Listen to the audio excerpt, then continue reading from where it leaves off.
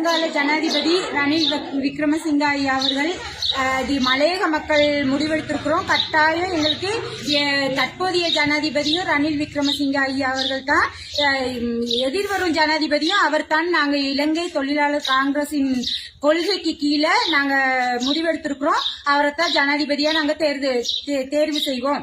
இல்ல மலையக ஓட்டு ஒட்டுமொத்த ஓட்டும் கட்டாயம் அவருக்கு தான் கிடைக்கும். ஏன்னா சம்பள பிரச்சனையை முக்கியமா பேசி முடிச்சு கொடுத்திருக்கிறாரு. அதுக்கு ரொம்ப நன்றி தெரிவிச்சுக்கிறோம். மலையக மக்கள் சார்பா நன்றியை தெரிவிச்சுக்கிறோம். அது மட்டும் இல்லாம எல்லா விஷயத்துக்குமே போலிங்ல நின்றோம், லைன்ல நின்றோம். நைட்டு 12 மணிக்கு போலிங்ல இருந்து வந்து கதவை மூடிட்டு விடிய 3 மணிக்கு எழுதி போயிட்டு போலிங்ல நின்றோம். அப்படி ஒரு வாழ்க்கையை வாழ்ந்துகிட்டு இருந்தோம். எப்ப சாப்பிடுறோம், எப்ப தூங்குறோம், எப்ப வீட்டுக்கு வரோம், பிள்ளைகள் எப்ப வருது போகுது என்னன்னு கூட தெரியாத ஒரு காலகட்டத்துல நான் உங்களுக்கு இருக்கிறேன்னு சொல்லி கை கொடுத்த அவரை நம்ம கைவிடக்கூடாது. கட்டாயம் மலையகத்து ஓட்டு ரணில் விக்ரமசிங்க ஐயா அவர்களுக்கு தான்.